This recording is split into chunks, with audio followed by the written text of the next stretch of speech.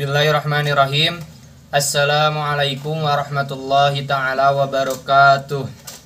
Alhamdulillahillazi hazana lihaza wa ma kunna linahtadiya laula an hadanallah. Asyhadu an la ilaha illallah wa la syarikalah, amma ba'du. Alhamdulillahirabbil alamin. Pada kesempatan kali ini saya yang bernama Dery Nur Syahid, Prodi Pendidikan Agama Islam Fakultas Tarbiyah dan Keguruan dengan NPM 130116111, izin mempresentasikan hasil penelitian saya yang berjudul Implementasi Pendidikan berdasarkan Quran Surah An-Nahl ayat 125 terhadap metode pembelajaran. Latar belakangnya saya ambil, dewasa ini tentunya banyak sekali metode dan pendekatan yang terus bermunculan dan diterapkan dalam pendidikan di berbagai bidang mata pelajaran, baik yang berasal dari akal pikiran manusia maupun dari sumber lain. Sebagai salah satu contohnya, yang utama itu ialah Al-Quran. Tentunya Al-Quran ini adalah sebagai sumber yang utama bagi kita karena di dalamnya banyak sekali petunjuk-petunjuk bagi umat muslim. Sebagai salah satu contoh metode yang terdapat dalam Al-Quran, yaitu metode pembelajaran yang sangat berharga. Salah satu contohnya ketika Nabi Musa diperintahkan oleh Allah Subhanahu wa Ta'ala secara langsung untuk belajar kepada Nabi Khidir. Lalu pembelajaran yang diberikan Luqman Al-Hakim kepada anaknya, itulah salah satu contoh metode Al-Qisah yang berada di dalam Al-Quran yang dijadikan metode pembelajaran. Dan tentunya kembali kepada kita sendiri, apakah kita dapat menggali itu semua atau tidak, apakah kita mau menggali metode-metode yang ada di dalam Al-Quran atau tidak. Melihat fenomena yang terjadi saat ini juga, nampaknya di zaman sekarang aspek-aspek pendidikan, khususnya metode pendidikan Islam, adalah hal yang sangat sulit dipraktikkan dalam dunia pendidikan. Contohnya saja dengan keresahan penulis sendiri ketika penulis melakukan PLP, banyak tenaga-tenaga pendidikan yang memakai metode-metode pembelajaran dari akal pikiran manusia dan metode dari barat. Sedangkan metode pendidikan Islam sendiri itu kurang diterapkan.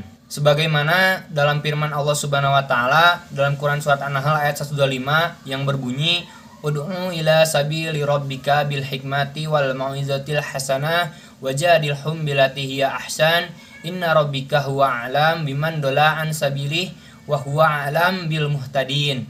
Yang artinya, serulah manusia kepada jalan Tuhanmu dengan hikmah dan pelajaran yang baik, dan bantahlah mereka dengan cara yang baik. Sesungguhnya Tuhanmu dialah yang lebih mengetahui tentang siapa yang tersesat dari jalannya, dan dialah yang lebih mengetahui orang-orang yang mendapat petunjuk. Dengan adanya ayat ini, khususnya saya sebagai penulis, saya tertarik mengkaji ketiga metode dakwah ini. Yang pertama ada bil hikmah, dan yang kedua ada wal mau'izatul hasanah, pelajaran yang baik. Dan yang ketiga ada wajadilhum billati hiya ahsan, bantahlah mereka dengan cara yang baik. Landasan teori yang saya ambil antara lain adalah implementasi, dan yang kedua adalah pendidikan, yang ketiga adalah proses pendidikan, dan yang keempat adalah metode, dan yang terakhir adalah pembelajaran. Jenis metode pendidikan yang mengacu pada penelitian penulis ini adalah yaitu metode pendidikan Islam yang terkandung dalam Quran Surat An-Nahl ayat 125. Yang pertama ini metode al-hikmah. Lalu ada al-mau'izatu hasanah. Dan yang ketiga al-mujadalah billati hiya ahsan. Dan yang terakhir hasil penelitian dan pembahasan analisis pendidikan dari Quran Surat An-Nahl ayat 25 ini pada kalimat ud'u ila sabili rabbika bil hikmati mengandung arti serulah manusia kepada jalan Tuhanmu dengan hikmah. Dengan adanya kata ud'u yang artinya serulah, Allah Subhanahu wa Ta'ala memerintahkan untuk menyeru kepada manusia kepada jalan yang benar dengan cara hikmah. Dengan demikian, perintah ini menjadikan wajib untuk dilaksanakannya metode ini, yaitu mengajak manusia dengan jalan hikmah. Lalu yang kedua, kalimat wal mau'izatil hasanah yang mengandung arti dan pelajaran yang baik. Kalimat waw ini adalah huruf atop yang menghubungkan dengan kalimat sesudahnya. Jadi ketika sesudah hikmah, lakukanlah dan pelajaran yang baik. Dan yang ketiga, kalimat wajadilhum billati hiya ahsan mengandung arti dan bantahlah mereka dengan cara yang baik. Allah Subhanahu wa Ta'ala memerintahkan bermujadalah hanya dengan cara yang terbaik, sehingga salah satu cara dalam menyeru manusia kepada kebenaran, bantahan yang lebih baik dengan memberi manfaat, bersikap lemah lembut, perkataan yang baik, bersikap tenang dan hati-hati, menahan amarah serta lapang dada ketika ada yang berargumen. Implementasi dari Quran Surat An-Nahl ayat 25, metode al-hikmah dalam pendidikan mengindikasikan adanya tanggung jawab pendidik dengan pengetahuan yang dalam, akal budi yang mulia, perkataan yang tepat dan benar, serta sikap profesional dari pendidik, maka tujuan pendidikan dapat terwujud. Implementasi metode al-hikmah mewujudkan suasana kondusif yang memungkinkan terjadinya interaksi edukatif yang menyentuh siswa untuk dapat menerima dan memahami serta mendorong semangat belajar mereka melalui terwujudnya komunikasi baik antara pendidik dan peserta didik, di mana pembinaan karakter peserta didik dan kewibawaan pendidik tetap terjaga. Lalu yang kedua, implementasi metode al-mau'izah hasanah.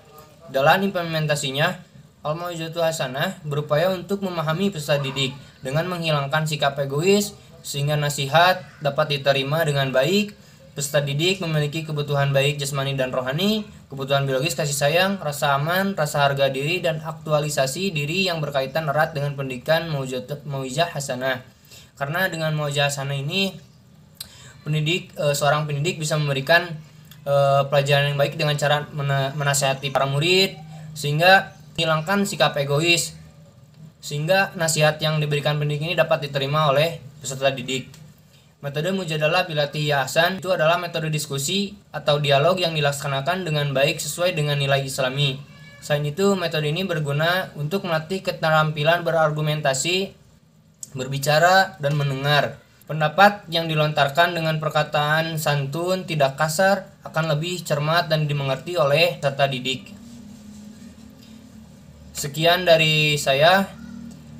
Mohon maaf bila banyak kekurangan. Billahi bisabil haq. Wassalamualaikum warahmatullahi ta'ala wabarakatuh.